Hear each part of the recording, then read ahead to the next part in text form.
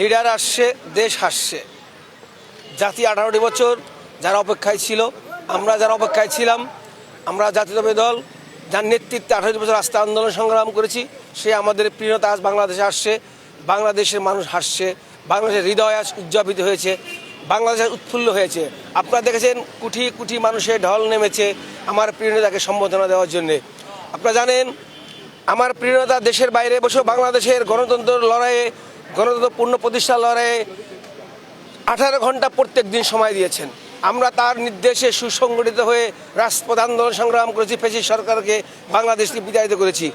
আর সেই নেতা এসেছেন সামনের নির্বাচনে জনগণের ভোটে নির্বাচিত হয়ে বিএনপির হাত ধরে প্রাইম মিনিস্টার হয়ে বাংলাদেশকে সুন্দর গণতন্ত্র প্রতিষ্ঠিত করবেন এবং সুশিক্ষা, সুব্যবস্থা এবং যত রকম অন্যায় অবিচার আছে সব সে প্রতিহত করবেন এবং বাংলাদেশকে একটি নতুন রূপে উপহার দিবেন পৃথিবীর বুকে।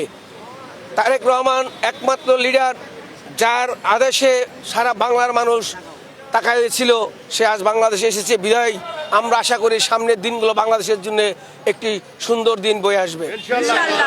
তারুণ্যের অহংকার এই জন্যই বলে, তারেক রহমান একজন সুশিক্ষিত এবং অভিজ্ঞ একজন ইয়াং মানুষ। তারেক রহমানের নেতৃত্বে বাংলাদেশের যে ইয়াং জেনারেশন আছে, তারা 18টি বছর ভোট দিতে পারেনি, ভোট কিভাবে দেয় জানে না, তারা সুশিক্ষা পাবে, সুন্দর একটি গণতন্ত্র পাবে, তারা চাকরির ব্যবস্থা পাবে। তাদের আশ্বাস তারেক রহমান সাহেব আসলে বাংলাদেশকে ঢেলে সাজাবেন, যেটা বিগত সরকার করেননি। বিগত সরকার বড় বড় প্রজেক্টের নামে বাংলাদেশ থেকে মেগা মেগা টাকা চুরি করেছে, দেশ থেকে অর্থ পাচার করেছে। বাট তারেক রহমান আসলে ইয়াং জেনারেশনকে সে চাকরির ব্যবস্থা করে দিবেন, সে ঘোষণা দিয়েছেন অলরেডি। শিক্ষার সুব্যবস্থা করবেন বাংলাদেশকে, বাংলাদেশের নতুন রূপে সে উপহার দিবে। 31 দফা তারেক রহমান এই মুহূর্তে দেয়নি, বিগত 3টি বছর আগে দিয়েছেন। তার স্বপ্ন সে বাংলাদেশ থেকে ঢেলে সাজানোর জন্য 31 দফা যদি বাস্তবায়ন করা হয়, তাহলে বাংলাদেশে কোনো আর দুর্নীতি থাকবে না, আইনের শাসন থাকবে, শিক্ষার সুব্যবস্থা থাকবে, চাকরির ব্যবস্থা থাকবে, মানুষের মধ্যে কোনো হিংসা বিবাদ থাকবে না, প্রতিহিংসা থাকবে না। তার 31 সমস্ত কিছু আছে। বাংলাদেশকে ঢেলে সাজানোর জন্য 31 দফায় যথেষ্ট আমি মনে করি।